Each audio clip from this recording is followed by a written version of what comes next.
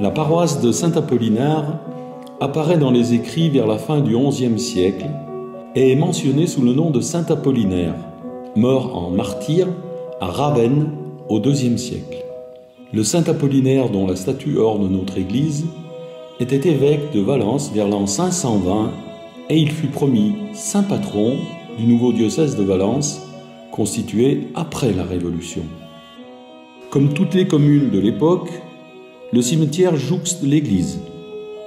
Il occupait l'espace vert de l'arbre de la liberté, s'étendait jusqu'au presbytère en longeant le mur de l'église. En 1868, pour des raisons de salubrité publique, il est transféré à son lieu actuel, un terrain acheté par la commune à M. Tranchant pour la somme de 1000 francs. Le transfert des tombes et la construction du mur d'enceinte sera réalisée par les habitants. La porte d'entrée sera commandée au ferronnier Antoine Pourrat d'Annonay pour 300 francs. La croix, restée sur place, est le dernier témoin visuel de l'ex-cimetière. Notre église, à l'origine de style roman du XIIe siècle, reflète la sobriété et l'austérité. La construction du clocher équipé de 2 cloches date de 1725 et a été financée par les paroissiens. Comme nous pouvons le constater sur ce document daté de 1874, le porche d'entrée est dépouillé. L'accès au clocher s'effectue par un escalier extérieur.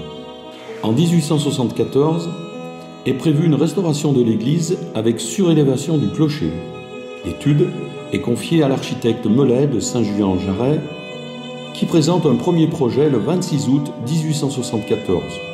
Peut-être un peu pompeux avec ses 2 clochetons annexes, suivi d'un second projet le 30 janvier 1875, très représentatif de la configuration actuelle, ne manque que la flèche du clocher.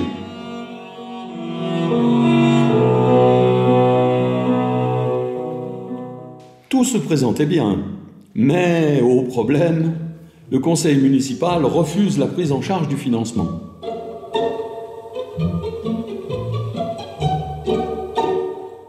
Le conseil municipal, oui la lecture de monsieur le préfet, vu la proposition de monsieur le maire, lequel dit que depuis 2 ou 3 années, la gelée et la sécheresse ont emporté chaque année plus de la moitié de la récolte, ce qui a rendu grand nombre d'habitants malheureux, est en conséquence avis d'ajourner cette demande à plus tard. Fait et délibéré les mois, jours et ans que dessus et ont signé le registre Caillet, Barbier, Rivory, Seux, Choron, Flachet, Buisson, Coron, François-Maire, Limone, Audoir et Tranchant.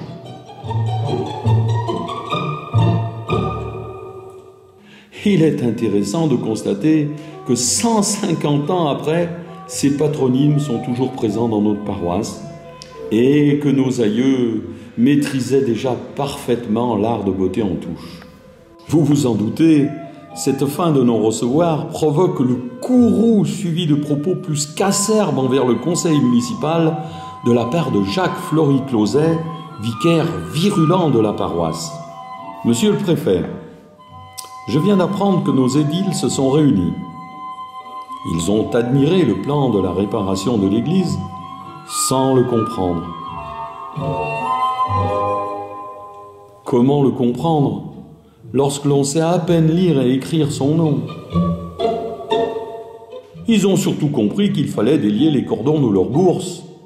Voilà qui est pénible. Aussi, ils ont trouvé une fin de non-recevoir. Ils ne pouvaient pas méconnaître l'urgence et la nécessité de la réparation. Mais plus tard, et ils ont appuyé leur vote par le mensonge. Mauvaise récolte, il y a 2 malheureux. Or, la récolte de 1874 a été excellente, et depuis 20 années, jamais moins de malheureux.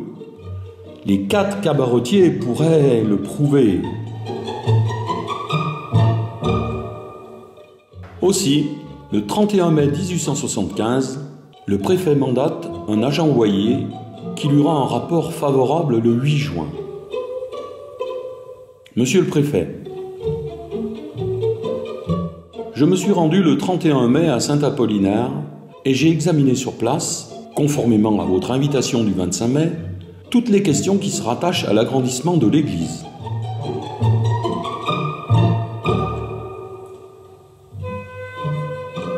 J'étais accompagné de monsieur le maire et de monsieur le curé qui m'ont fourni les renseignements dont j'avais besoin. J'ai reconnu que l'agrandissement de l'église était parfaitement justifié et que cet agrandissement ne pouvait avoir lieu que suivant le plan approuvé, etc., etc., etc. La situation se décante grâce à l'intervention de la fabrique. La fabrique, toujours d'actualité de nos jours, est un ensemble de personnes qui s'impliquent bénévolement dans la gestion matérielle de la paroisse, en dehors de toute croyance religieuse. Celle de Saint-Apollinaire est particulièrement florissante au vu de son patrimoine immobilier et de ses recettes. L'architecte du diocèse de Lyon informe que les travaux de restauration de l'église et de surélévation du clocher seront pris en charge par la fabrique de Saint-Apollinaire pour un montant de 14 241,24 francs. Les travaux peuvent commencer.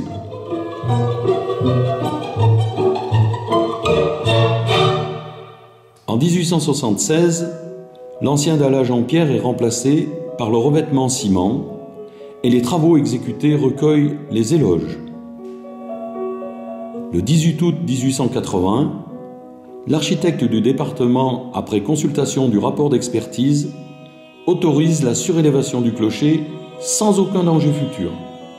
Mais le conseil municipal, tout en acceptant ces travaux, se décharge de toute responsabilité en cas d'accident, craignant le mur du clocher d'origine insuffisant pour supporter cette modification. Mais vous vous êtes trompés, messieurs les conseillers. La preuve, je n'ai jamais faibli, et du haut de ma flèche, un siècle et demi vous contemple. Début 1885, la surélévation est achevée. Les travaux de couverture de la flèche en tuiles polychrome, exécutés par le couvreur Boulanger de Lyon, pour un montant de 362 francs et 92 centimes, comme l'atteste cette facture acquittée le 9 février. Le 6 janvier 1885, soumission et acceptation du projet de reconstruction du chœur, tel que nous le connaissons actuellement. Depuis la loi de 1905, la commune a la charge de l'enveloppe du bâtiment et le diocèse a la charge de l'intérieur. Les derniers travaux ont été initiés par l'association Le Clocher de Saint-Apollinaire, fondée en 2001 et présidée alors par Alain Dupinet, qui œuvre pour la préservation du patrimoine de la commune et notamment de son église. Ensuite, sous la présidence d'Annie Charder, des travaux de remise aux normes de l'électricité en 2010, de réhabilitation du chœur et de restauration des vitraux en 2012, pour 78 000 € financés par l'association diocésaine de Saint-Étienne, la paroisse, l'association du clocher, une subvention de la réserve parlementaire et une souscription. Et enfin, de réfection des toitures est de la sacristie par l'entreprise Mounier et Belvègue en 2021 pour 35 000 €, financés en partie par la région Auvergne-Rhône-Alpes. En 1989, les élèves de l'école, sous l'instigation de leur institutrice Monique Perrin, ont réalisé une belle maquette représentative de notre église.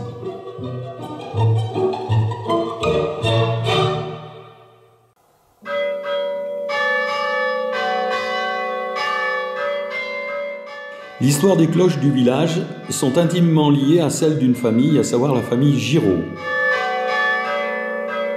Plusieurs générations de menuisiers, charpentiers, ébénistes ont rythmé la vie des cloches de ce village. Jean-Marie Giraud en a été le carillonneur patenté de la commune de 1889 à 1929. Au moment de la guerre de 14-18, ses 4 fils partirent défendre notre patrie et avant leur départ, il les avait réunis et invités à se recueillir au pied de l'autel en faisant ce vœu. Si mes fils reviennent sains et saufs de cette horreur, je me consacrerai à l'église de mon village jusqu'à ma mort. Son vœu fut exaucé. En 1920, il prit la charge de sacristain tout en assurant son métier de menuisier ébéniste. Il construisit le carillon,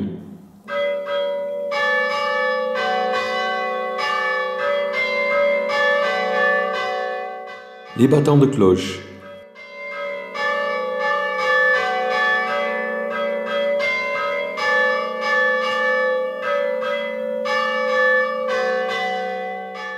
et des pièces religieuses. On ne peut que rester admiratif devant la maîtrise et le savoir-faire de ces modestes artisans de village. À son décès, son fils Louis reprit le flambeau jusqu'en 1943. Ensuite, Joseph Montuscla, le forgeron du village, s'acquitta de la tâche jusqu'à l'arrivée de Marius Giraud, le frère de Louis, qui fit vibrer les cloches de 1945 à 1966. Puis, ce fut au tour de Léon Dupinet, de 1966 à 1983. Ensuite, de son fils Alain, jusqu'à l'automatisation des cloches le 27 juillet 1997, événement marqué par une cérémonie et une bénédiction du père Faurite.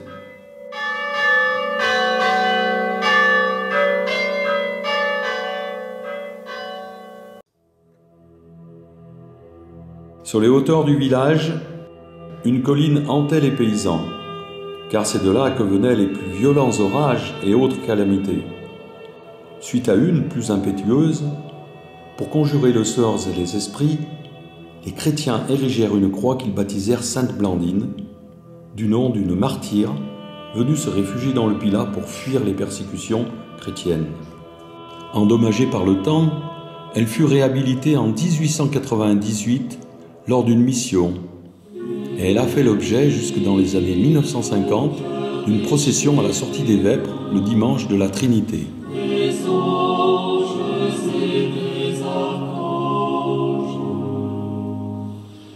En 1911, une croix neuve fut commandée au menuisier du village Jean-Marie Giraud, représentant 3 journées de labeur pour 36,75 francs, fourniture comprise. Un siècle plus tard, cette croix présentant des signes de vétusté, une nouvelle a été réalisée dans le bois d'un châtaignier coupé à la bonne lune, sur un terrain communal. Mis à sécher durant 2 années, il a été travaillé par le bûcheron Vincent Raby, aidé en cela, 103 ans après son grand-père, par Jean Giraud, lequel a fabriqué cette nouvelle croix, posée par le maçon Yves Perrard et une équipe de bénévoles de la paroisse, qui fut inaugurée et bénie le 22 juin 2011 par le père Philippe Chaumat, en présence de nombreux paroissiens.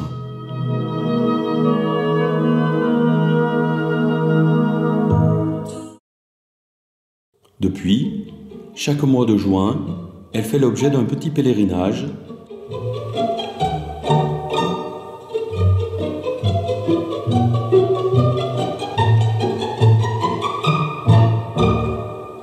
suivi d'un long moment de convivialité et de partage.